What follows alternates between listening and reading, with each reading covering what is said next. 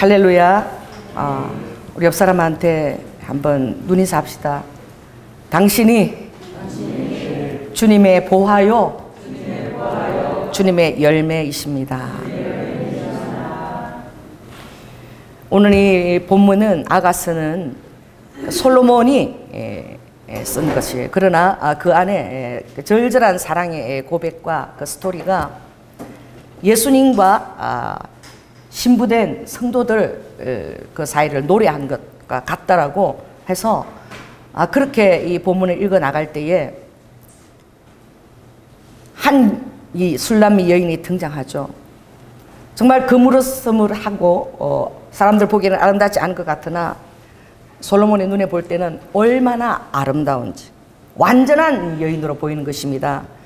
마찬가지로 여러분의 외모와 귀천과 그리고 여러분 자질과 상관없이 주님께서 여러분을 보실 때에는 너무나 놀라운 사랑의 대가를 지불했기 때문에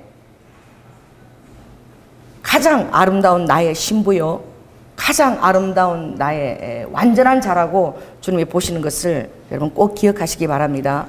오늘 본문에서 5절에 보니 거친 들에서 올라오는 여자가 누구인가?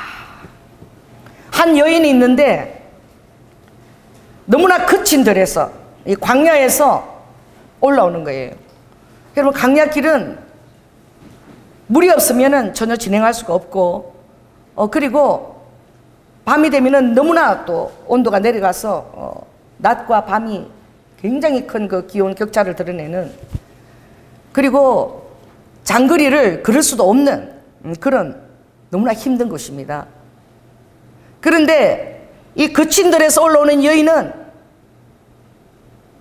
이것을 사모하면서 올라오는 거예요. 왜 이 광야를, 이 거친 들을 내가 걸어야 되냐라고 하지 않고, 오늘 이 본문에 보면은 사랑하는 자를 의지하고, 여러분, 죽음보다 강한 예수님의 사랑은 어떤 환경도 다 통과합니다.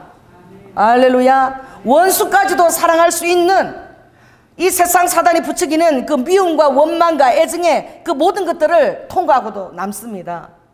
그뿐만이 아니라 오히려 죽음을 통과한 영광, 부활의 생명의 영생을 바라보며 그 모든 것들을 기쁘게 감당할 수 있는 내적인 생명을 가진 자인데, 이것은 우리가 사모하나 우리로부터 주어진 것이 아니라 하나님의 성령이 마치 우리에게 어떻게 해요? 모든 그 에너지를 발할 수 있는 그 근원이 되는 것처럼 성령께서 사모하는 여러분에게 성령의 능력으로 말미암아 그 생명을 충만하게 부으신 줄 믿으시기 바랍니다. 오늘 8절에 보니까 우리에게 있는 작은 누이가 있다. 아직도 거친 들을 올라가기를 두려워하고, 예수님께서 해가 저무는데 그물스름한데 이제 포도원에 우미 돋고 꽃이 피고 열매를 맺게 되었으니 이 열매를 따라가자고 초청했을 때에 그 거친 들을 바라보며, 나중에 거친 들에 예수님이 가셨다가 돌아오면 그때 나를 찾으소서 라고 했던 여인이 이제는 5장 8절을 한번 보겠습니다. 자, 5장 7절을 한번 읽으시기 바랍니다. 5장 7절을 보시기 바랍니다. 5장 4절부터 읽을까요? 자, 읽겠습니다. 시작. 나의 사랑하는 자가 문틈으로 손을 들이미매 내 마음이 동하여서 일어나서 나의 사랑하는 자 위하여 문을 열 때 모략이 내 손에서, 모략의 즙이 내 손가락에서 문빗장에 듣는구나. 아직도 유방이 작아서 다른 사람을 양육하고 젖으로 먹이고 그 능력을 행할 수 없고, 자기 자신의 생명도 희미한 불빛 같아서 자기 하나 생명을 유지하는 것도 어려운 그 어린 작은 누이가 예수님과 함께 거친 돌로 가서 이제 열매를 따자라고 하는 초청에도 두려워서 거절했던 그 어린 그 누이가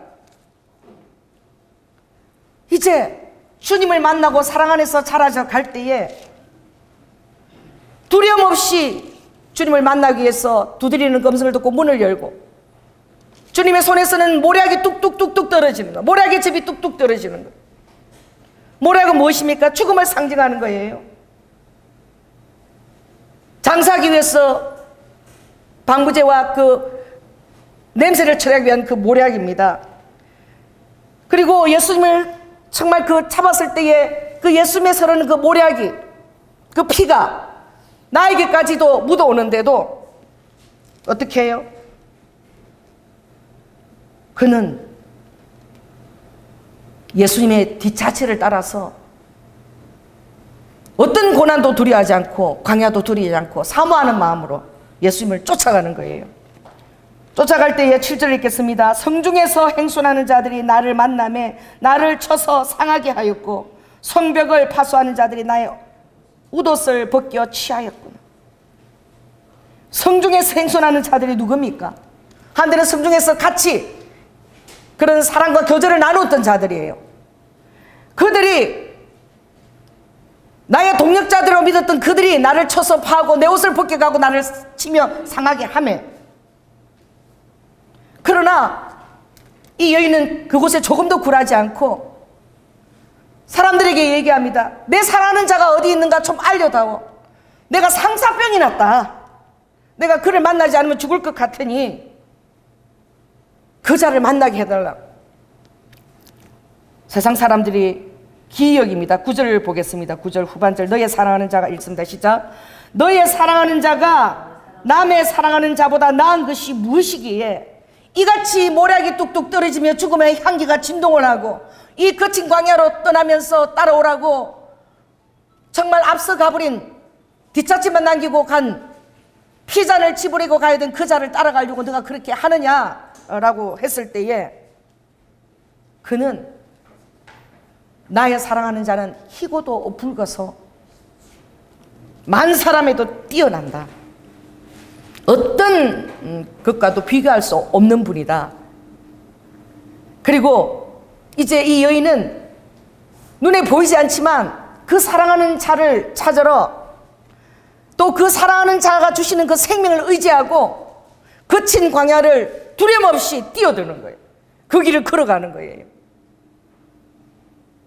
여러분, 어떤 그 제가 전해 들었는데 그 전도사님한테 그 교회 전도사님한테 전해 들었는데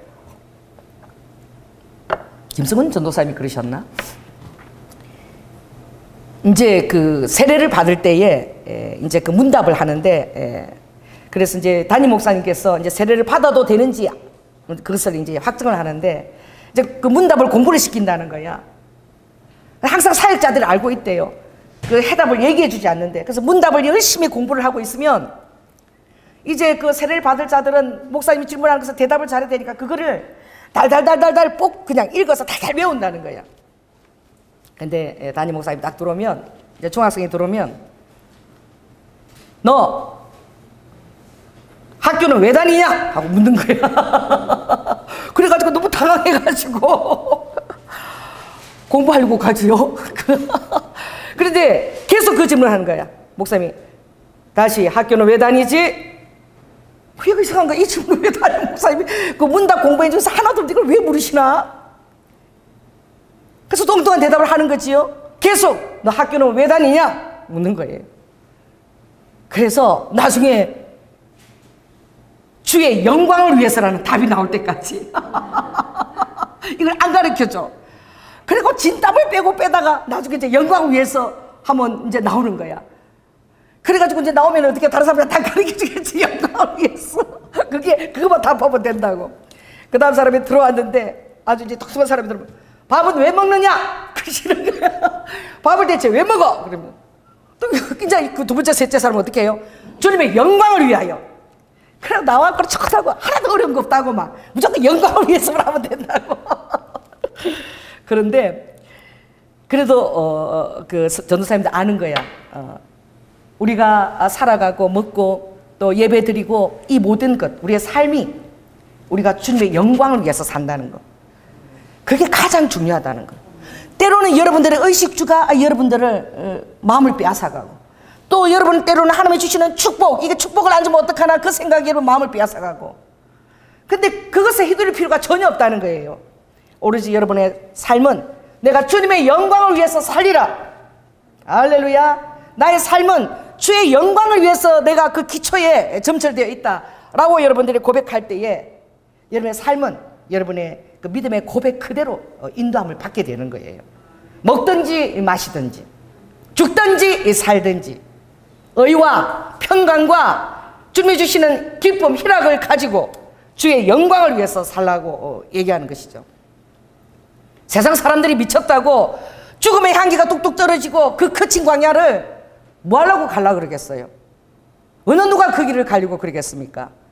그러나 하나님을 만나고 예수 그리스도의 사랑을 접한 자는 하나님 앞에 그것을 보여드리고 싶어서 힘든 때일수록, 어릴 때일수록 하나님을 향한 그 사랑이 더 갈증이 나고 더 깊어지는 거예요.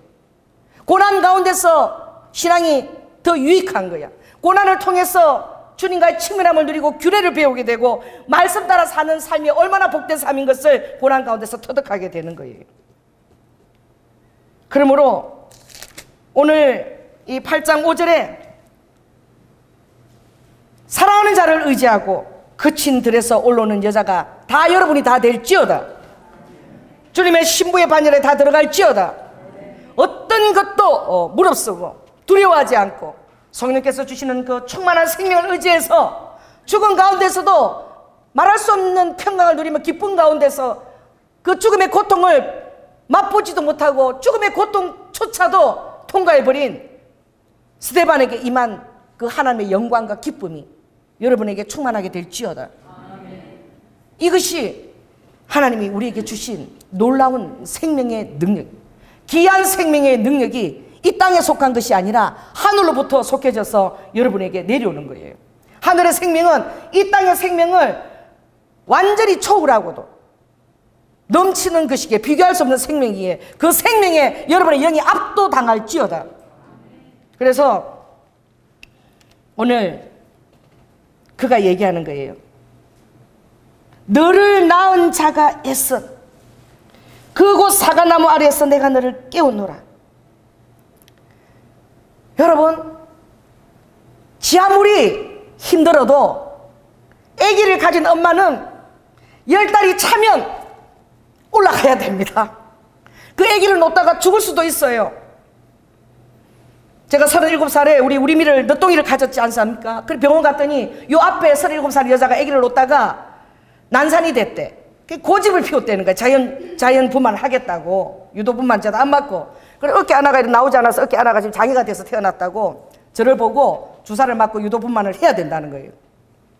제가 둘도 다 자연으로 낳았으니까 셋째도 낳을 수 있습니다. 저는 유도 분만 주사도 맞지 않을 것이고 유도 분만 필요 없습니다. 하나님께서 생명을 주셨으니 아버지가 낫게 하실 것입니다. 내가 의사 앞에서 그렇게 당당하게 얘기했어.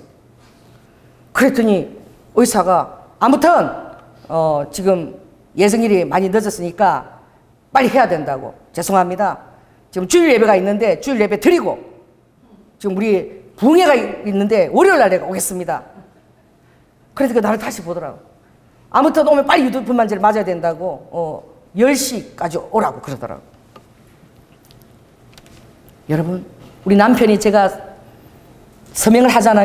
노러 가는데 그 원장이 유도분만제로 하다 맞지도 않고 그렇게 올라 들어가니까 우리 남편이 신발을 벗고 올라가는 저를 보고 정말 그렇게 얘기하더라. 저 신발을 벗고 올라가는데 나중에 볼 수 있을까 이런 생각이 들더래. 그래도 어떻게 그 고통이 얼마나 큰지 몰라도 생명을 낳기 위해서는 올라가는 거예요. 도망갈 데가 없는 거예요. 그 위로 올라가는 거예요. 참 저는 이 축복이, 고통의 축복이 무엇인지 저는 아는데 고통이 고통을 앗아가 버려요. 고통 가운데 있을 때는 그 고통이 그 고통에 주는 그 어떤 그 어려움과 그 모든 것을 다 두려움을 다 앗아가 버려. 고통이 현재 진행이기 때문에 모든 것을 다 앗아가 버려. 고통 안에 함몰되어졌기 때문에 고통을 생각할 그 여유가 없어. 그냥 막 진행이기 때문에 이걸 앗아가 버리는 거야. 아기를 굉장히 고통스러울 것이라고 생각하고 모든 정보가 얼마나 아프대. 별이 노랗대 파랗대. 이러고 올라간 사람은 아주 오기도 전부터 무서워 죽겠어. 그게 무서워 죽는 거야. 생각하는 게. 근데 고통이 오면 그 고통이 고통을 앗아가 버려. 하다 보면 애가 태어나 있어. 할렐루야. 우리 우한에 지독해가지고 그것을 전부 다 맛보고 싶다고 애쓰다 다 정말 자연분만으로 혼자서 그렇게 지가 다 애를 다 받았어. 하나님 은혜더라고. 지가 애를 받고 자는데 나는 막 애간장이 타. 뭐 누워있지도 않고 뭐 앉아서 포도 사 먹고 뭐 포도 먹고 야 간장을 하여 애가 잘 노는데 똥이 너무 안 되는데 포도를 왜 그렇게 뭘 먹는 걸 먹고. 그런데 다 그렇게 하더라고. 소리 하나 내지 않고 쏙으로 했는데 뭐 호흡을 뭐 배웠나 봐. 그래 하는데 세상에 나는 믿기지 않는 장면을.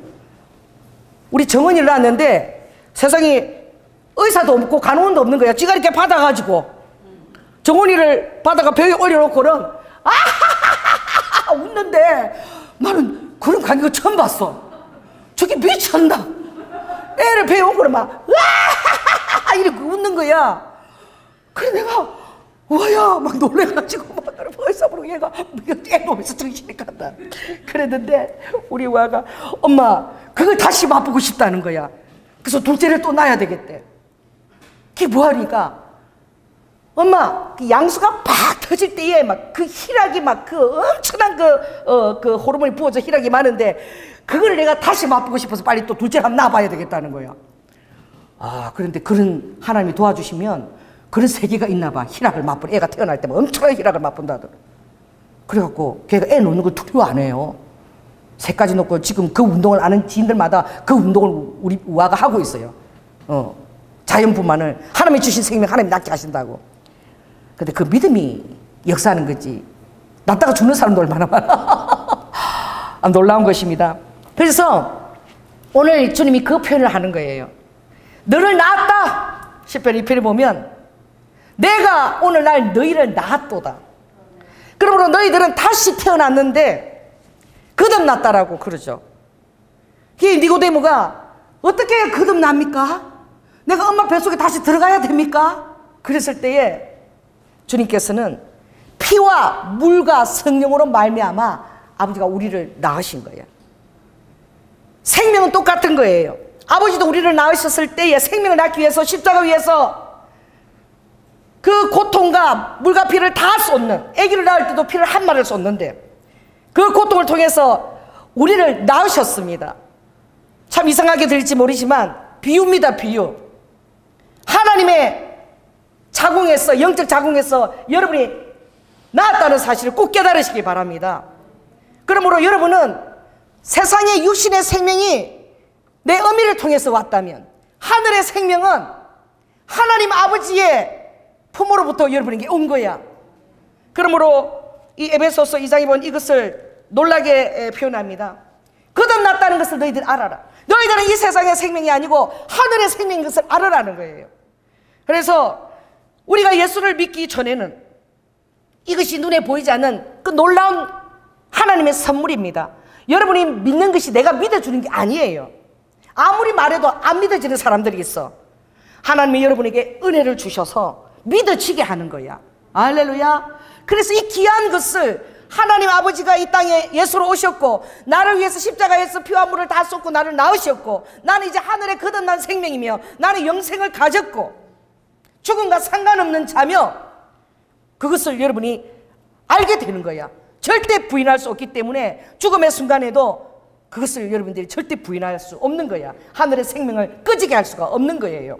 그러므로 에베소서 2장 3절 이렇게 표현되어 있어요. 전에는 우리도 다 그 가운데서 육체의 욕심을 따라 살았다는 거예요. 여러분도 예수 그리스도 알기 전에는 다 육체의 욕심을 따라 살은 거야. 어디 맛있는 데가 어딨나? 어디 가면 쾌락을 더 누릴 수 있나? 육체의 정욕을 따라. 그리고 어떻게 해요? 막 눈에 보이는 안목의 정욕을 따라 더 그럴싸한 것들로. 또 막 내가 내 이름을 내고 내 이생의 자랑을 따라 살았지만 그러나 예수 믿기 전에는 다른 사람하고 똑같이 우리도 본질상 진노의 자녀라고 표현하고 있어요. 이 진노의 자녀는 무엇입니까? 하나님의 심판 때에 하나님의 진노를 받을 수밖에 없는 그런 자녀라는 거예요. 예수 믿기 전에. 그러나 긍휼에 풍성하신 하나님이 우리를 사랑하신 그 큰 사랑을 인하여 허물로 죽은 우리를 원죄와 자범죄로 말미암아 이미 사망 백성이 된 우리를 그리스도와 함께 연합해서 살리셨고, 할렐루야, 너희가 은혜를 구원받았을 뿐만 아니라 함께 하늘에 앉히웠다라고 되어 있어.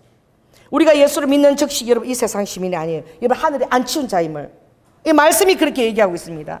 함께 하늘에 앉히시고 은혜의 지극히 큰 풍성함을 우리에게 주사 이 따르는 세대들에게 하나님이 주 되신 것과 영생이 있는 것과 하나님을 따르는 자녀들에게 이 세상이 감당할 수 없는 그런 기쁨과 구원의 간격이 있다는 것을 말씀하고 있는 거예요. 여러분이 이미 하늘에 앉혀온 하늘의 백성을 믿으시기 바랍니다. 예수 그리스도가 나으셨다. 내가 오늘 나았다. 그러므로 사과나무 아래서 너를 깨웠다. 주님의 달콤함을 사과나무로 표현하고 있어요. 여러분, 사과 그것을 깨물었을 때 그 얼마나 청량함이 있고 얼마나 시원합니까? 화창함이 있습니다. 제사함을 받고 그 비밀을 깨달았을 때에 너의 영혼이 이제까지 지었던 내 죄가 다 용서함을 받. 여러분의 영혼에 막 상쾌함이 일어나는 거야. 할렐루야. 그리고 이후에 내가 부족한 것도 다 회개로서 주님 앞에 기도하고 회개할 때에 다 용서함을 받고 깨끗하게 주님 앞에 여기심을 받는 그것을 깨달을 때 여러분 영혼의 화창함이 열리게 되는 거야. 할렐루야. 그리고 이 놀라운 비밀을 성령님을 통해서 계속 가마를 주시면서 우리로 깨닫게 하시는 것입니다. 주님은 진노의 자녀라고 얘기했어요. 진노의 자녀로서는 심판의 때가 있다는 것입니다. 예수님께서 공생의 사역을 시작하셨을 때에 여리고 시험산 광야 시험산에서 40일 금식을 마치시고 이 세상의 모든 세상이 주는 것들에게 승리하시고 그리고 돌아오셔서 갈릴리에서 누가 보면 사장이 보면 딱 사장 16조를 딱 펴시고 이제 이 일이 너희들에게 이루어졌다 라고 얘기했어요. 무슨 일이 이루어졌나? 주의 신이 나에게 임하였으니 할렐루야. 가난한 자에게 복된 소식이 이제 전하여지리라. 포로된 자에게 자유를 줄 것이며 갇힌 자에게 해방을 주고 그들을 의의 겉옷 찬송의 겉옷으로 입혔어 여호와의 종이라 일컬음을 받게 하겠다고 말씀하셨습니다. 그러므로 이제 은혜의 시대와 신원의 때가 너희들에게 활짝 열렸다고 말씀하셨어요. 그러나 주님은 그때에 이사야 61장에 이사야가 예언한 신원의 때는 말씀하지 않았어요. 지금 너희는 은혜 받을 만한 때, 은혜 때가 활짝 열렸다. 보라, 지금은 구원받을 때요, 은혜의 때요, 은혜가 너희들에게 활짝 열린 것을 알으라고 말씀하셨습니다. 이사야가 예언했던 그 마지막 신원의 때는 계속 바탕에 깔려져 있지만 주님이 오시는 심판날이 다가올 그때에 아버지가 그 신원의 날을 이제 여시는 거야. 아버지가 신원의 날을 여실 때에 아버지가 임의로 여시는 게 아니에요. 날린 거야, 천국에서. 자, 이건 좀 읽어야 돼요. 요한계시록 내가 5장을 요한계시록 6장 맨 뒤쪽입니다. 신약 페이지 6장 9절 6장 9절 405쪽 구약 405쪽을 뒤에서 펴시기 바랍니다.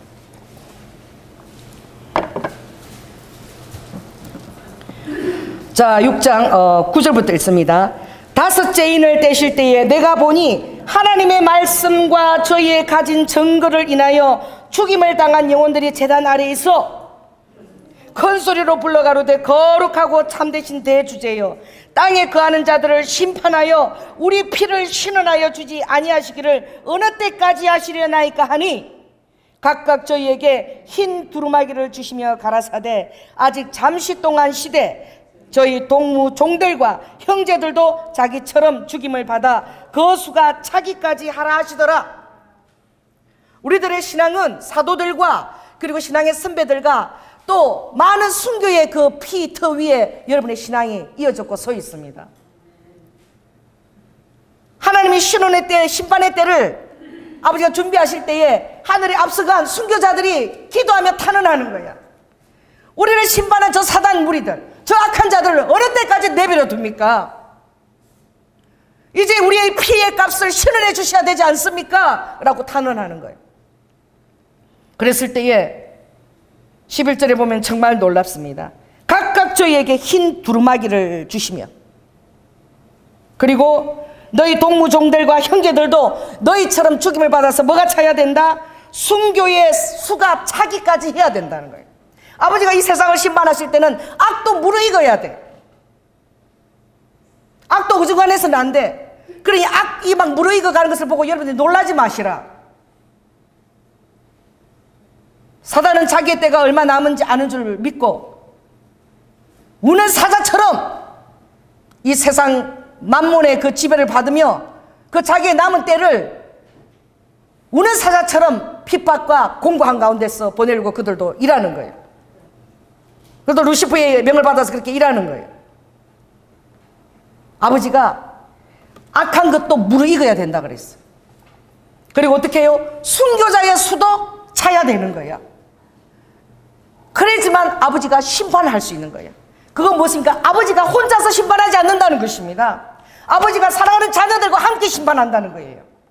아버지가 사랑하는 피로 값조산 양무리들과 양떼들과 함께 아버지 심판의 권세를 그들과 함께 심판하시겠다는 거예요. 요한계시록 5장에 보면 심판날에 또 요한계시록 15장에도 보면 성도들의 기도가 향연이 되어서 하늘 보좌 위에서 채우는데 그게 하늘 보좌 하나님 앞에 향연이 되어 올라간다. 보좌 앞에 향연이에요. 여러분이 드리는 기도가 하나님 보좌 앞에 향연인 거야. 그러면 여러분이 기도하는 그 순간은 하나님 보좌 위에 그 향연을 피워올리는 순간이고 그걸 너무나 귀하기 때문에 천사들이 와서 그것을 막 담아서 올라가는 거예요. 할렐루야. 여러분의 기도가 그 향연이 하늘 보좌를 채울지어다. 요한계시록 15장 보니까 마지막 이제 아버지가 인과 나팔 대접 심판할 때는 그 향연을 기도를 퍼가지고 심판하시더라고. 성도들의 기도와 함께 아버지가 심판하시는 거예요. 오늘 이 본문에 보니까 아버지가 또 뭐와 함께 심판하는 거예요? 순교자들의 피와 함께 아버지가 심판하는 거예요. 주님이 보고 싶습니까? 이 말을 하니까 아무도 아멘을 안 하네. 겁나 죽겠나 봐. 따르면서요. 악이 무르익어야 되고 기도가 채워져야 되고 피가 채워져야 되는 거예요. 제가 이번 한 주 동안에 한 주가 아니죠. 지난주죠. 아무튼 이 죽음의 향기가 저를 따라다니는 거예요. 왜 그런지 나도 이해할 수 없어. 그래서 우리 장로님을 따라서 지방 이렇게 갈 때는 제가 이제 우리 한국을 위해서 땅밟기 기도를 안 했기 때문에 외국을 많이 다녔기 때문에 갈 때마다 그 일하는 동안 나는 이제 그 지역을 다니면서 하나님 인도하는 대로 이제 기도를 하면 땅을 밟으면서 기도를 해요. 근데 이번 주 화요일 날 대구를 갔거든. 그래서 어디를 가냐 그래서 외관에 살 때 엄마가 우리 아버지 너무 잘생기고 돈이 많이 벌어가지고 하도 좋은 데를 혼자 차 타지고 좋은 걸 다니고 어머니가 애들 데리고 동촌이라는 데 있어. 유원지 아주 오래된 한 60년 된 유원지. 그게 지금 있을까? 거기를 한번 가보고 싶다. 그래서 우리 남편이 동촌에 데려주고 저를 갔어요. 그래서 그곳에서 한 4시간 5시간 정도를 보냈는데 기도하면서 그 동촌 강가를 끝까지 걸은 거예요. 그랬는데 너무 다리가 아프고 보니까 사람 사는 집도 안 오고 이랬다가 차도 끊기겠다 싶어서 보니까 산이 하나 올라가는 길이 있어. 그리로 가서 마을로 바로 가면 지름길이 있겠다 싶어서 내가 그리로 올라갔어요. 굉장히 가파르더라고. 근데 뭔 산이 이렇게 높아 올라가는데 갑자기 벽이 딱 또 막 철조망이 아니라 너무나 비싼 벽들이 쫙 그 산을 에워싸고 있는 거야. 그것이 뭔가. 근데 그 입구로 저를 인도하더라고. 거기밖에 없어. 가보니까 그곳은 대구에 있는 나라의 독립을 위해서 싸웠던 56명이 순교했죠. 독립순교 국군의 묘지 지역인 거예요. 현주사 외에 두 곳 있는 독립을 위해서 싸웠던 그곳에 하나님께서 저를 인도하신 거예요. 56명이 죽었더라고요. 그래서 그곳에서 또 하루 종일 또 기도하면서 보냈어요. 그리고 그 다음에는 춘천을 또 심사를 위해서 갔어요. 춘천을 갔는데 또 어디에 있겠습니까? 그러니까 김유정, 그 소수관 김유정 거기 나 내려달라. 그래서 김유정 거기가 산이 또 조용해서 거기를 이렇게 걷고 기도하고 시내로 만나서 들어왔어요. 들어왔는데 계속 그 한 장수가 저를 이렇게 계속 그 시선이 가게 하는 거야. 그걸 멀리서 바라보면서 같이 그 춘천 명동을 계속 걷고 그리고 저녁을 먹고 아무래도 그 장소를 내가 가봐야 될 것 같아서 저 장소에서 계속 저 부르다 우리 저기 한번 가보자. 그래 갔는데 너무너무 아름다운 거예요. 무슨 외국에 온 것 같아. 제가 말레이시아에 갔을 때에 그 말리카라는 그 곳이 언덕이 있는데 그렇게 언덕이 아름답더라고. 그래서 내가 야 우리 성도들 춘천 오면 여기 한번 꼭 오고 싶다. 근데 거기가 중림 성당이야. 100년이 넘은 거예요 성당이. 근데 그곳에 순교한 신부와 성도들이 36명. 그 순교 묘지가 그 안에 다 조성이 되어 있고 순교 묘역이 다 조성된 그런 성당이에요. 그래서 그곳에서 또 2시간 정도를 또 기도하면서 사인들 쭉 그렇게 또 보냈어요. 그리고 목요일입니까? 금요일입니까? 여수를 간다 그래서 또 우리미하고 같이 제가 또 여수를 갔어. 근데 보내고 잘 모르니까 그 우리미가 가고 싶어하는 그 조각공원에 있는 거리를 가려고 택시를 탔는데 택시 기사가 돈 벌려고 그런 것 같아. 거기 가까우니까. 저기 우리나라에서 일본이 보이고 해가 뜨는 가장 끝 곳이 있는데 그곳에 경치가 기가 막히니까 거길 가면 안 되니. 거기 가는데 택시비가 그저 3만 원이 나왔더라고. 그래서 그걸 갔는데 그게 원효대사가 이렇게 그 물을 떠서 막았더니 그게 해골이었다는 그 장소야. 항일암이라는 곳인데 완전 그 암자가 있는 절이 아니라 그 기도했던 암자가 있는 굉장히 극도 튀어나온 곳이더라고. 가는 길이 다 바위가 조성돼가지고 바위 사이로 다 길이 나 있어. 길이 바위가 자연 바위가 이렇게 터널처럼 만들어져 있어. 기가 막힌 장소더라고. 그곳에서 아무튼 항일암 가서 그곳에서 대적기도를 하고 또 제가 잘하는 이것도 하고 이렇게 이게 확실하게 했대. 그때 또 끊어졌네. 그리고 그 기사가 그걸 이렇게 보고 기도하고 있는데 갑자기 오더니 선물이에요! 이러고 선물을 하나 주는 거예요. 주는데 뭐냐면 동백 씨래. 씨 동백 나무인데 씨가 달린 거야. 씨가 오늘 그 예화를 들고 왔는데 안 들어. 나 동백 씨가 나 그렇게 큰 줄 몰랐어요. 엄청 크더라고. 이게 동백 씨인데요. 이거 잘 안 열린지 잘 보겠는데 이거는 선물로 줍니다 하고 동백 씨를 주더라고. 근데 나는 그게 예사롭지가 않은 거야. 동백 씨가 이 순교를 상징하는데 이 순교자들의 양성을 하라는 뜻인가?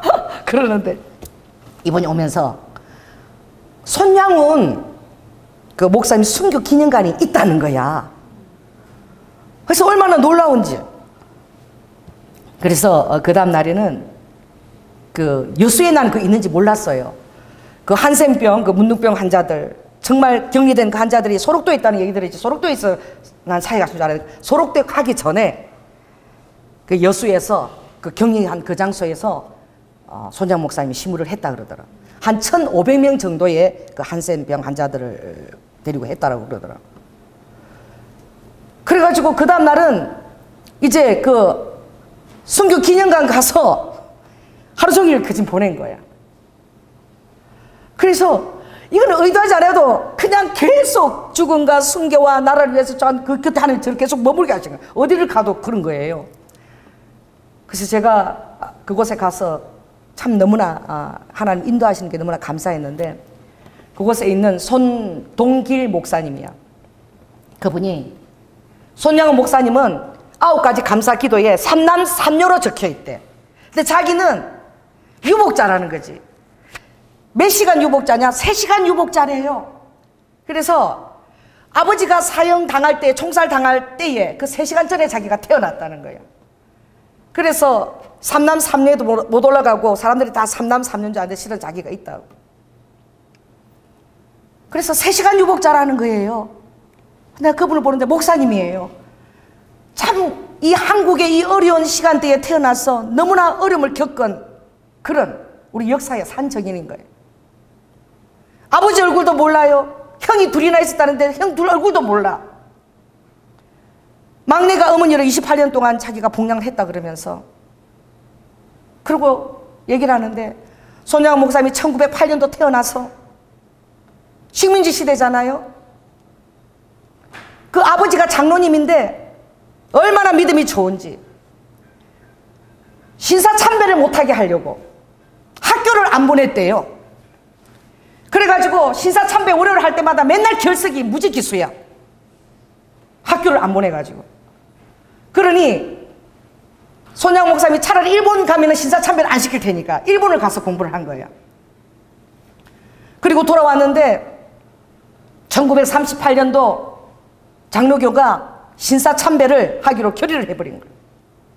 선교사들이 이런 일은 있을 수도 없다라고.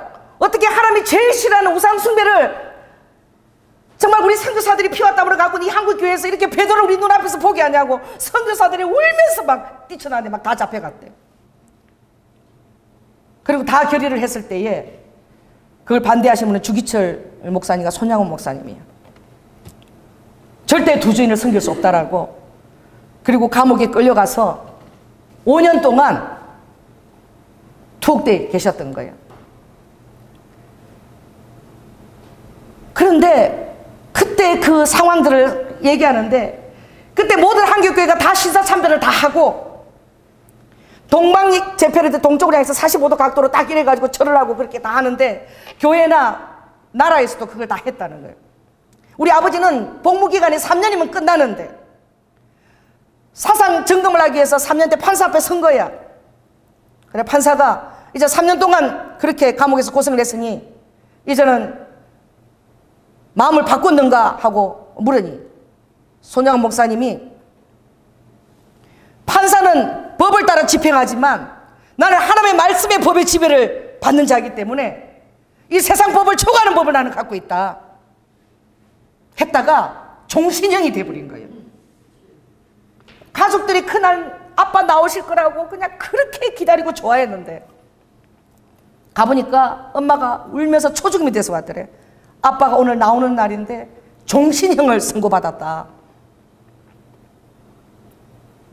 여러분, 그리고 통일이 돼서 우리 통일입니까?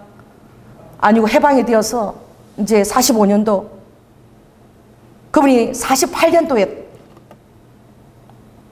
50년도에 그 가정에 하나님의 섭리 가운데서 순교자가 3명이 나오게 하시는 나와서 그렇게 부흥회를 다녔대요. 왜 그렇습니까? 신사참배를 하지 않은 유일한 정인이었기 때문에. 그랬을 때 신사참배를 할 때 한국 교회에서 이단화로 찍었대요. 강대상에도 못 쓰게 했대요. 저는 이단이라고. 한국 교회가 너무너무 핍박을 했다는 거야. 나는 그게 믿기지 않았어. 그래도 양심이 있으니까 핍박까지는 안 했겠지. 손양 목사님은 강대상에 서지도 못하고 붕에 인도하면 그냥 끌어내리고 이단의 설교를 들으면 안 된다고 했다는 거예요. 여러분, 주님이 심판할 때에 내 집에서 먼저 심판한다는 것을 알아야 됩니다.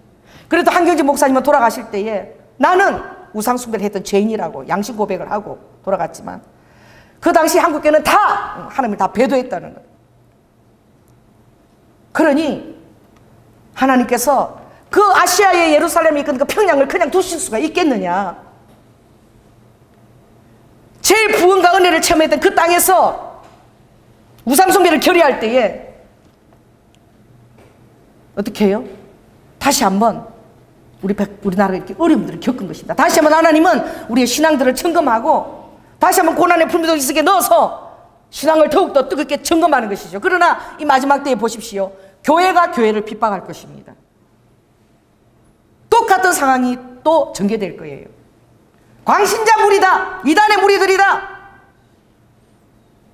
성경 말씀과 이 시대에 행하는 것은 전혀 다른 것이다. 잘못 해석한 것이다. 여러분 그렇게 할 것이에요. 시대가 어려워지고 강야가 거친들이 전개되면 그것을 따라가는 무리는 좁은 문으로 들어간 자는 소수의 무리죠. 여러분 좁은 문으로 들어간 것을 결의하고 시작보다도 더 중요한 것은 끝입니다. 잠언서에도 시작은 할 때도 우리가 마음을 다잡아야 시작하지만 그러나 끝 마무리를 잘하는 것은 더 어렵다 그랬어요. 그래서 잠언서에도 시작보다 더 중요한 게 끝이다. 한번 해보시기 바랍니다. 시작보다 더 중요한 것은 끝이다. 예수 믿고 여러분들이 끝까지 마무리를 더 잘해야 될 줄로 믿습니다. 그래서 돌아왔는데 하나님은 그 가정의 믿음을 보시고 순교자의 영광 가운데 그 가정을 초대하신 거예요. 그래서 48년도에 제주도 4.3 사건 아시죠? 남한만 단독 정부 수립하는 것을 우리는 용납 못하겠다. 어떻게 한민족이 두 갈래로 갈려지나. 그러나 하나님의 뜻은 남한이라도 해서 기독교 정신의 대한민국 생기의 뜻이지만 일반 백성들이 그걸 어떻게 알겠어요? 4.3 운동이 전개되면서 여수의 순천에 제14 병대에게 제주도를 진압하러 내려가라고 했을 때 거기에 남로당 14병대에는 그때는 군에 가는 것이 모병제였대요. 모병제가 뭡니까? 난 처음 들었어. 돈 줘야 가는 거야. 지금은 아니죠. 의무제인데 그때는 모병제였대요. 그래가지고 군 중요한 그곳에 이 남노당 공산주의자들이 그곳에 점령을 다 했대. 좌파 세력들이 엄청났대요. 그들이 반란을 일으킨 거예요. 그리고 여수 순천을 지나가면서 누구를 찾아간 데마다 누구를 대동했냐? 학생들을 위임장을 줘가지고. 왜? 자기들은 여수 이렇게 가도 지리를 모르니까. 좌파 학생들도 다 양성한 거야. 지금도 좌파 학생들이 있는 거야. 양성된 학생들이. 양성을 그들에게 총을 준 거야. 그래서 우리는 모르니까 니네들이 가장 독한 기독연맹이나 학생 그 연맹 대표들 그 집단 아리켜져서 너희들 가서 죽여도 된다고 이름을 시켰어. 같이 공부했던 고등학교 3학년이야. 어릴 때부터 같이 씨름하고 놀고 했던 그 친구들이 좌파에 물든 이 공산주의 유형이 얼마나 무서운지 그들이 샅샅이 찾아가면서 죽인 거야. 그래가지고 자기 친구였던 그 동신이 그리고 그 형인 동인이 25살, 19살이에요. 그곳에서 예수를 부인하라고 사상 전환하라고 그랬을 때에 경찰서 안바다까지 끌려가서 그냥 그 자리에서 총을 쐈는데 그 친구라는 작자가 확인 사살을 했대. 가서 2발을 더 쏘고 죽은 걸 확인했는데 그게 같이 공부했던 친구라니까. 이 사상이 그렇게 무서운 거예요. 그래서 옥초의 고초를 겪었던 손양원 목사님이 아들 죽은 그것을 바라보고 감사를 드렸다는 거예요. 그래서 주위에서 우는 사람들도 마음껏 울 수가 없었대. 하나님, 이 미천한 가정에서 가장 소중한 내 장난차남을 하나님 앞에 순교의 제물로 드리고 감사합니다. 그리고 좀 있다가 학위사살까지 했던 그 애가 잡힌 거야. 그때는 3,500명이 죽었대요. 그래 집집마다 그 공산주의 애들한테 죽은 부모들이 너무나 많이 있어. 그러니 그 아이들이 이제 형세가 뒤집혔지. 그러니 내 아들 죽였으니 절대 이것은 어떻게 똑같이 죽여야 된다라고. 그냥 막 너무 불이 차서 갈갈이 찢어 죽여야 된다 그러는데 손장 목사님이 동이 큰딸을 불러놓고 하나님께서 성경에 원수를 사랑하라고 그러지 않았니? 그러니 우리 동인이 죽인 그 사람을 우리 가정의 양아들로 맞이로 맞아들이자. 그래서 동이가 뛰쳐나갔다 그러더라고. 무슨 하나님이 그렇게 사랑하는 오빠 둘을 죽인 그 사람 내가 오빠라고 불러야 되냐고. 그런 하나님 난 믿기도 싫다고 기독교를 잠깐 떠나버렸다. 근데 아버지가 그렇게 설득하. 아빠가 감옥에서 5년을 그 고초를 겪었는데 아빠는 이왕 하나님 말씀대로 살기로 결단한 사람이라 끝까지 하나님 말씀대로 살아야 된다. 그러니 양아들로 동이야. 그 동이가 받아들이니까 왜 딸을 사랑하니까 동이를 설득을 해서 그 사람을 그 학생을 빼올리고 그러는데 빼올 수도 없어. 왜? 그 학생에게 죽은 부모들이 지천이기 때문에 절대 빼내서는 안 된다는 거를 그 수고가 말도 못했대. 그 영혼을 살리기 위해서 찾아다니고 설득하고 한 달을 그렇게 노력을 했대. 그래서 안 돼서 나중에 동이를 데리고 갔다는 거야. 동이가 가서 진짜냐? 판사도 믿을 수가 없다. 이 동이가 그 죽인 자를 제가 오빠로 맞이하겠습니다.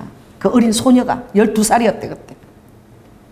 그것을 듣고 기적적으로 그 아들이 풀려났다는 거예요. 그리고 나서 부흥 집회마다 그 아들을 데리고 다니면서 그 아들을 회심을 시키고, 그리고 손양 목사님이 돌아가실 때는 사진에 보면 그 아들이 장자로서 그거 다 쓰고 맏아들로서 그걸 다 집행하고 있는 걸 그 사진에 찍힌 걸 볼 수 있어요. 그래서 48년에 두 아들 잃었지요. 50년도에 전쟁이 나면서 그렇게 피난을 가자 그랬대. 낙동강 아래로 다 점령했으니까. 근데 메가더 장군이 정동 성당에 방송국이 있는 걸 보고 서울 수복되기 전에 이미 서울이 수복되었다라고 라디오 방송을 하게 돼.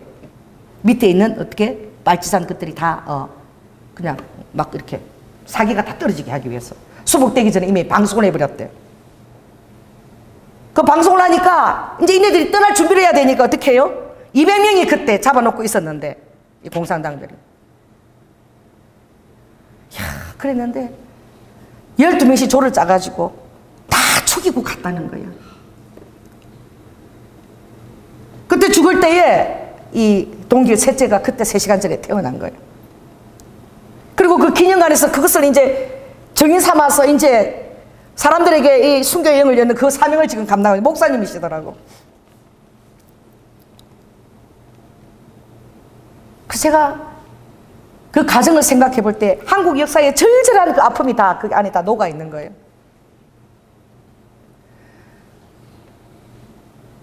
신사참배를 하지 않고 해방이 돼서 나왔을 때에 학교에서 학교를 맡아달라고, 가정이가 모두 다 책임져 줄 테니까 거기서 떠나서 학교를 맡아달라고. 학교를 맡았다면 죽지 않아도 되었을지도 모른다는 거지.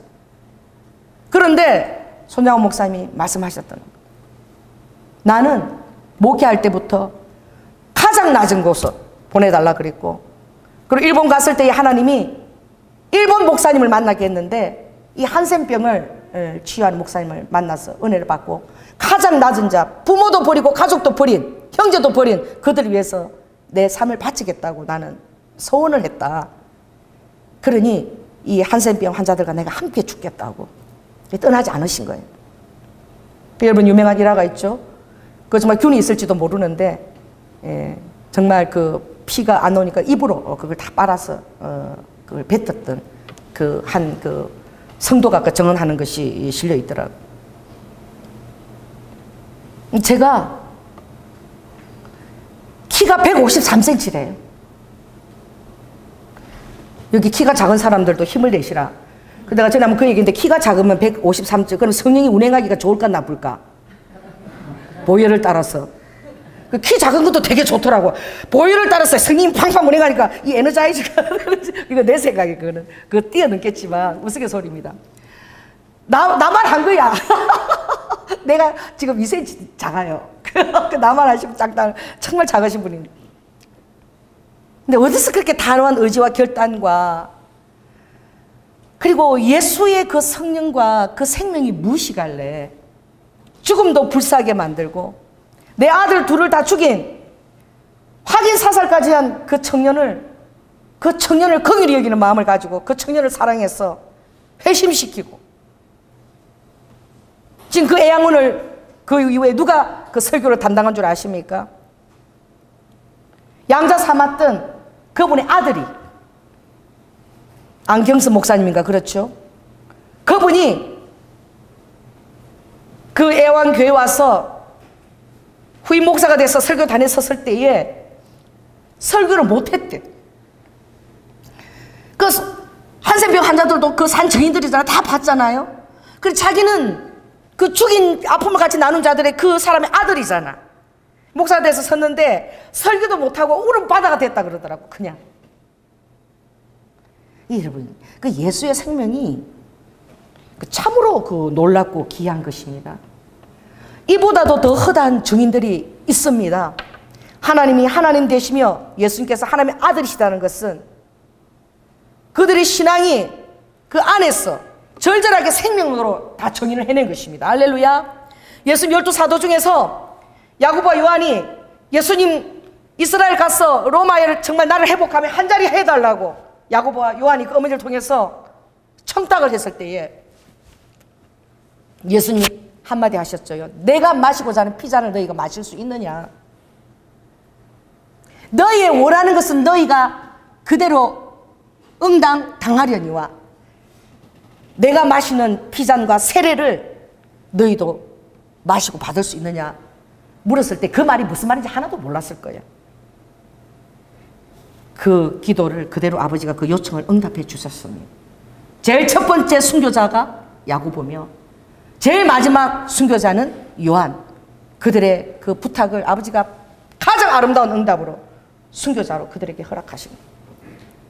그 외에도 12째 바돌로메는 껍질이 벗겨서 순교를 당하고 기름가마 속에서도, 베드로는 거꾸로 십자가에 달리고 다 순교한 줄로 믿습니다.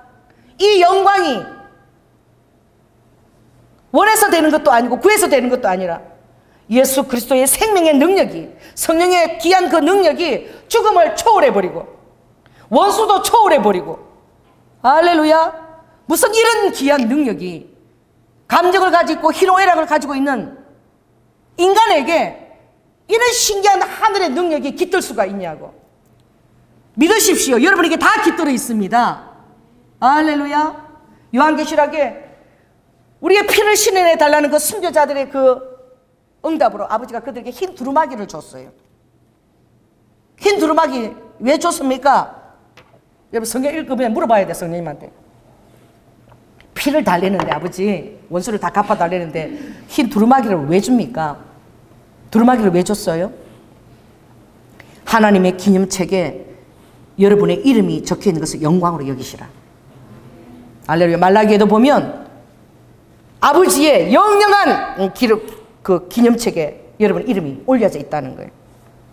이 순교자들이 하나님을 향해서 생명으로 그렇게 사랑을 올려드렸을 때에 그걸 얼마나 아버지가 귀하게 받으신 줄 아는 거야. 목숨은 하나밖에 없는 것이. 너희가 이 세상 모든 것을 다 얻고도 목숨을 잃으면 무엇이 유익하냐라고 주님이 말씀하셨어요. 그 하나밖에 없는 목숨을 주님을 위해서 드렸을 때에 그들 안에 하늘의 그 귀한 생명과 능력은 그냥 차고 넘치는 거야. 그러니 아버지께서 흰 두루마기를 주시면서 이 영광의 대열에 참여할 자들 이름을 적는 영광을 너희들에게 주겠다. 두루마기의 순교자 이름을 적는 이 영광은 하늘에서 말도 못하는 그런 영광인 거야. 그걸 천사들이 기록하고 이러는데 그것을 직접 너희 손으로 적는 그것을 주겠다는 거예요. 그 고난을. 지금 순교자들이 순교할 때마다 그들이 그 두루마기 하나하나 찾고 있는 줄 믿습니다. 주님이 그들에게 흰 두루마기를 줬어요. 순교자들이. 참으로 놀라운 것입니다. 지금도 너무나 많은 어린아이들조차도, 우리가 일본 갔을 때는 여러분 그 나가사키 그 언덕에 그 무리들이 정말 28명 처음에 진행하는데 나가사키까지 와서 교토에서 한 달을 맨발로 걸었죠. 겨울에 1월 20일 출발해서. 그런데 거기 시장통에서 이 지나가는 무리들을 봐라. 예수는 절대 믿으면 안 된다. 그리고 막 맨발로 그냥 그 한 달을 걸어와서 얼마나 쳤지. 그런데 그 곁에 있던 꼬마 둘이가 11살, 뭐 9살인가 둘이가 나도 예수 믿는데요?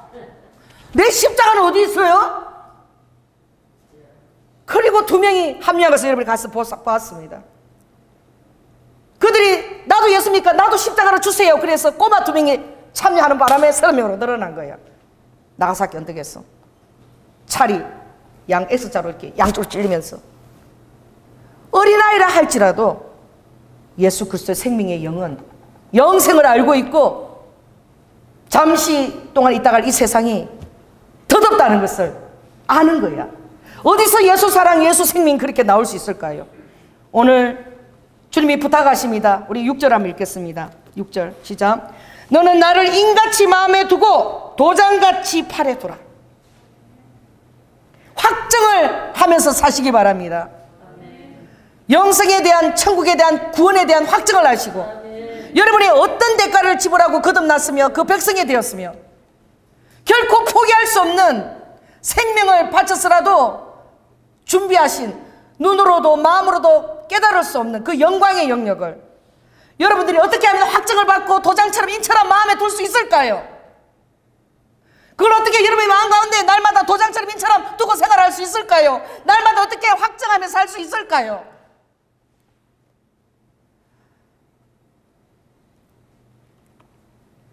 이 마지막 때에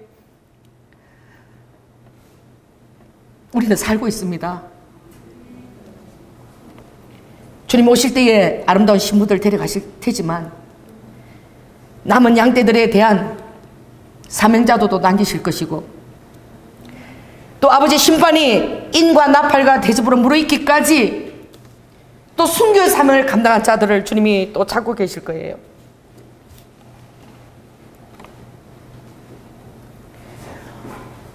저는 매일매일 주님이 죽음의 영역 가운데 저를 두십니다. 그냥 우연히 가도 그 장소로 인도하셔요. 그곳에 두셔요. 그 순교자들의 영광을 제가 봅니다. 시마바라를 10번 걸었을 때에 기가 잘려서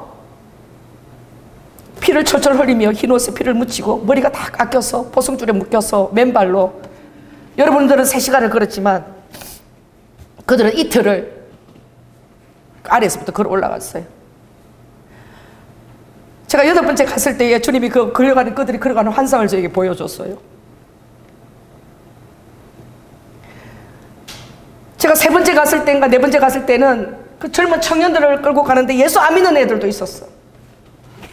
제가 앞장서 걸어가는데 목사님 발이 너무 느리니까 제가 빨리 걸을 수 있거든요. 제가 앞장을 설게요 이러더라고. 그게 어떤 길인지도 모르는 거야. 그냥 싸게 올 수 있으니까 왔다는 거지. 내가 앞서 걸어가면서 그 보폭을 2m 이상 둬야 된다 걸어가면서, 하나님, 이 길을 걷는 것이 무슨 소용이 있을까요? 이 지금 목사님 발이 너무 느리다고 내가 앞장 가서 잘 걸을 수 있는 이 아이를 데리고 내가 이 길을 걷는 게 무슨 대체 의미가 있을까요? 내가 지금 이 뭔가 좀 수학이 있는 내가 일을 하고 있는 것입니까? 내가 뭐 한심하더라고. 뒤에 따라오는 애들이 너무 신앙이 없어서. 그리고 그 엄중한 거리를 그렇게 희낙낙거리고 걷는데, 그랬는데 그때 안개가 쫙 끼었어요. 끼었고 그 마지막 이제 그 시마바라 순교한 그걸 올라가기 그 직전 마지막 700m 동산을 넘었을 때인데, 내가 그 말을 하는 순간에 안개가 쫙 끼었는데 갑자기 뿌지직 소리가 들리는 거예요. 뿌지직 하는 거예요. 그래 이래 보니까 이런 두께의 아름다운 나무인데 내 앞에서 그게 이렇게 넘어가는 순간이야. 근데 넘어가는 순간에 그 안에 그 안개 속에서 보니까 거기에 살이 드러나는 거야. 살색이. 이런 살색이 드러나는데 얼마나 아름다운 살색인지 몰라. 그게 그 안개 속에서도 그 살색이 너무나 분명히 아름답게 드러나는 거예요. 주님이 그 때가 오면 이 길을 걸었던 자들에게는 이 길을 걸었던 생각이 들 것이며 내가 그들에게 용기를 줄 것이다. 그 여러분 그때는 그렇게 여러분 가세가 보라 그랬죠. 그 넘어진 그때는 색깔이 좀 근데 그때는 너무나 아름다운 그런 우리 피부 살색 같은 모가지가 잘리는 그런 분을 주님이 보여주신 거죠. 모르겠어요. 저에게 계속 주님이 그런 환경과 그것을 주실 때에 저의 영은 계속 그 영광의 때가 다가오고 있는 것을 제가 아는 것입니다. 주님께서 준비시키고 있는 것을 아는 거예요. 휴거의 영광도 크지만 순교의 영광도 엄청난 것임을 여러분이 깨달으시기 바랍니다. 사랑을, 나에게 주신 아버지의 사랑을, 그때 시마바라 순교를 다 조사할 때 마지막 마쳤을 때 아버지가 영광교회를 가게 하셨어. 순교자들을 위한 교회를 설립하신 70 넘은 목사님이신데, 그분이 그 땅에서 38,000명이 다 죽었다는 소식을 듣고 그 땅에서 교회를 해야겠다는 그것을 마음을 가지고 25년 동안 그 교회를 혼자 지키고 계시는 목사님이었어. 그 목사님이 여기 오면서 뭘 느꼈냐 하고 나에게 묻더라고. 그때 막 지진이 나서 막 수리하고 있었어. 밖에서 막 수리하고 있는데. 그래서 시마바라 오니까 그 이스라엘에 그 무엇입니까? 마사다에서 다 전멸 1000명이 다 자결했는데 마사다 같은 느낌을 받았습니다. 이러니까 갑자기 그 목사님이 너무 좋아하시면서 그 수리하고 있는데 빨리 들어오라는 거예요. 들어오라는 거예요. 우리 팀들 다 들어오라 해가지고 4시간을 붙들고 얘기하시는 거예요. 그러니까 우리 들어오라는 그 방에는 뭐냐면 그 시마바라에서 3만8 죽은 그 언덕, 그 리기다 소나무가 두 그루 있는데 그 절벽 그림이 한 방 가득히 그려져 있더라고요. 우리 친구가 보고 너무 감동을 받고 그린 그림이 나한테 선물한 건데 이 병만해요. 그 앞에서 정말 미라클 2를 준비하라 그랬대. 나는 그게 기적 2, 그게 뭔지를 몰랐어. 끝나고 나니까 1년에 다 끝나고 나니까 그 분을 통해서 주님 말씀하시는 거야. 신앙의 미라클이 뭔 줄 아십니까? 이러는 거예요. 그분이. 그 미라클 단어를 그때 처음 들었죠. 신앙의 미라클은 고다이세츠나 고다이세츠, 그 72살 먹은 그 노인네가 생명에는 생명으로, 신앙의 기적은 순교입니다. 그것도 자원하는 순교입니다. 3만 8천 명이 죽었지만, 그러나 체면 때문에 목사라서 억지로 할 수 없이 두려움 가운데서 죽은 자들이 있지만, 기쁨으로 하나님 나라를 사모하며 스데반처럼 자원하며 숨는 사람은 과연 몇 명이나 될까요? 그건 하나님만이 아시는 비밀입니다. 두려움으로 준비하는 자가 아니라 하나님에 대한 사랑에 대한 기쁨으로 대가로 그렇게 드리는 자가 되기를 제가 너무나 원합니다. 지금도 나는 그러한 마음으로 끝까지 주님 앞에 갈 수 있을까? 그걸 놓고 나는 자신할 수도 없고 매일 두려워하면서 그걸 놓고 기도한다고. 마지막 하나님이 시마바라 그 준비할 때 마지막 1년 마무리를 그 목사를 통해서, 그래서 제가 미라클 투어가 순교 투어구나, 그걸 그때 깨닫게 된 거예요.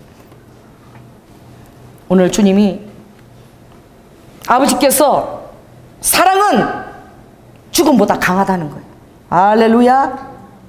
사랑할 때 죽는 것도 잊어버려요. 내가 유튜브 보니까, 이야, 이건 부모도 아니야,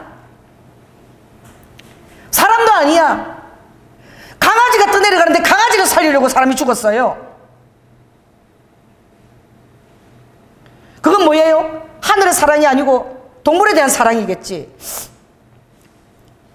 정말 사랑은 죽음보다 강하더라고. 죽음을 잊어버리더라고.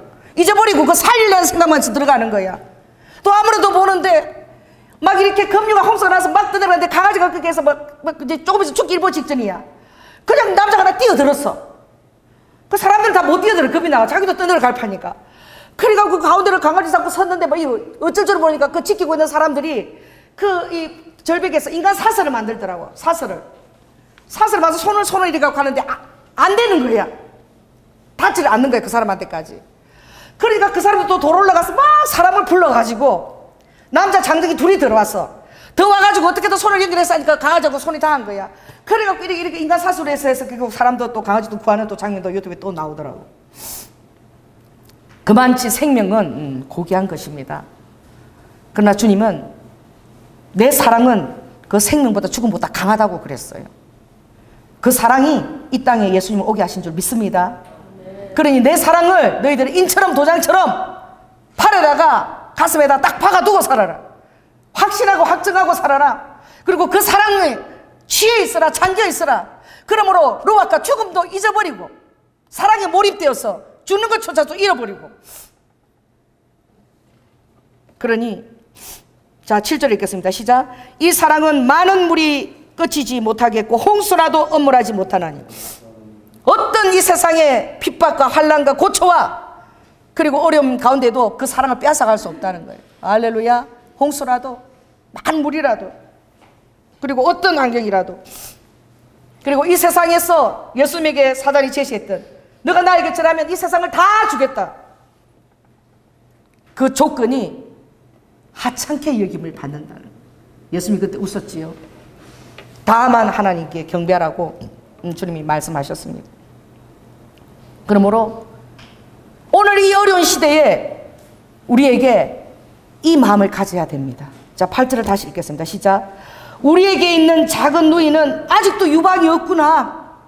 어찌할꼬. 아직도 이 어려운 때에 곧 심판날이 다가오고 진노의 때가 임하는 이 때에 아직 어린 누이는 다른 사람을 양육하고 먹일 가슴도 없어. 젖을 흘려버린 유방도 준비가 되지 않았어.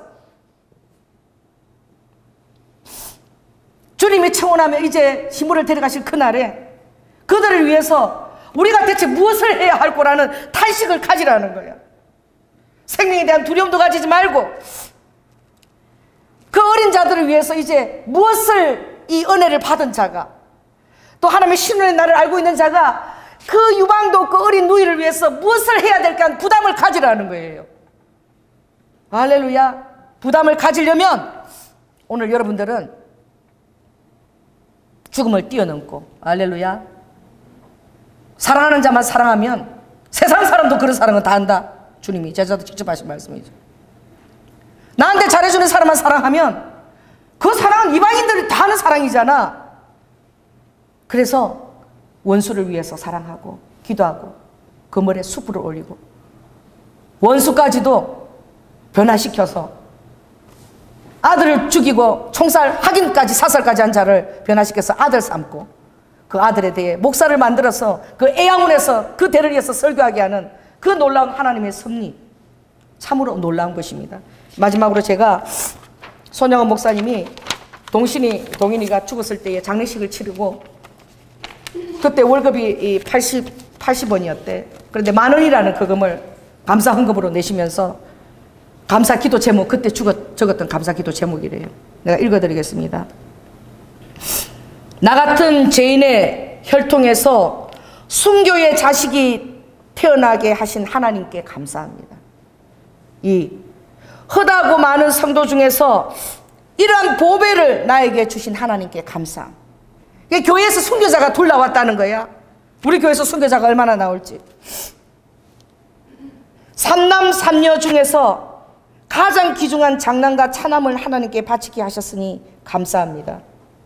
한 명의 순교도 귀하고 감사하겠는데 하물며 두 아들이 둘이나 순교하게 하시니 감사합니다.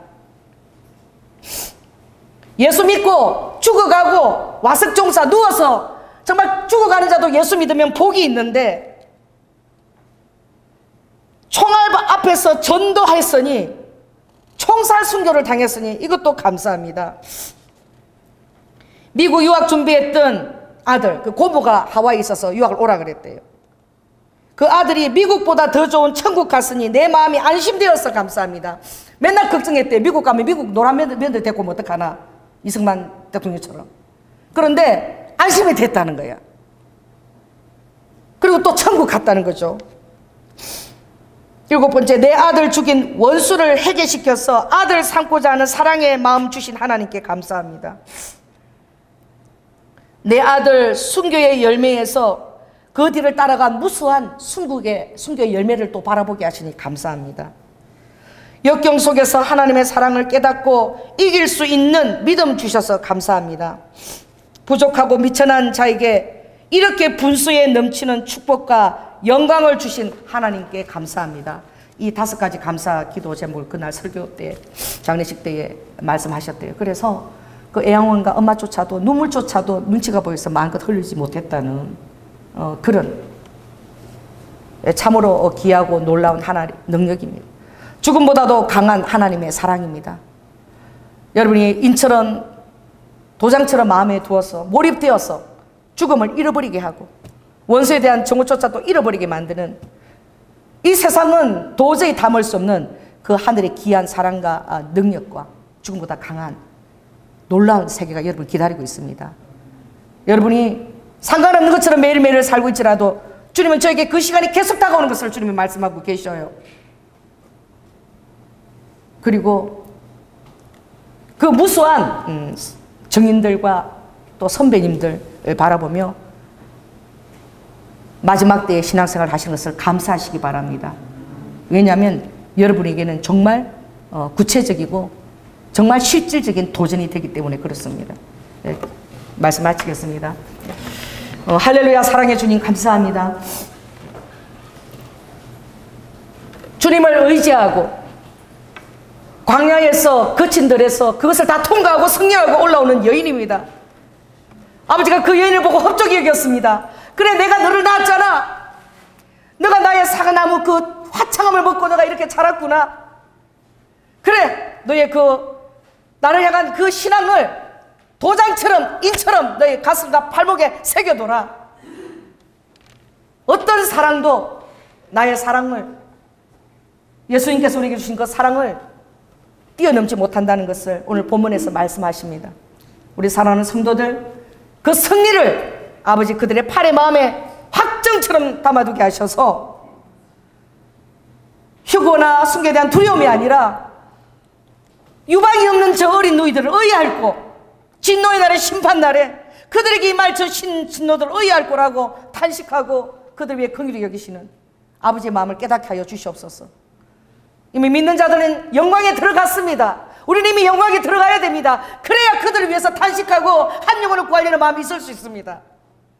모든 아버지 이스카라바카 다 통과하게 하시고 이미 영광 중에 들어있게 하여 주시고, 오지 못한 자들에 대한 그 영혼의 짐을 가지고 아버지 그들을 찾아갈 수 있는 복된 심령 다 되게 하여 주시옵소서. 사랑이 많으신 예수님 이름으로 기도드립니다.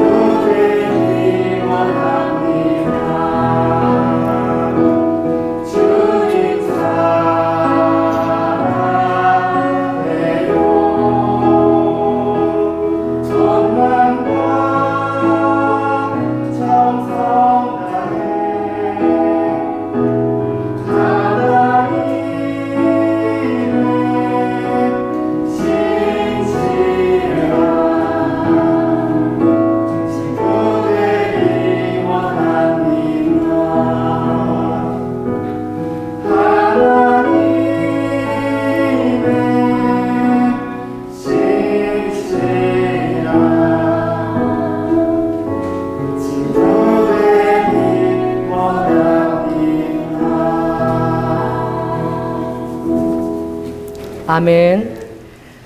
사랑의 주님 감사합니다.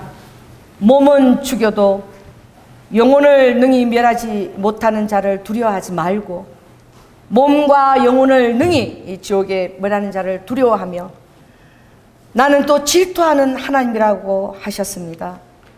아버지 하나님, 미래에 대한 어떤 신앙적인 두려움이 아니라 주님께서는 물어 지나가는 자야 내게 임한 근심이 너에게 있느냐, 진노의 날에 그 심판을 당할 자들을 향한 나의 근심이 너에게 있냐라고 말씀하셨습니다.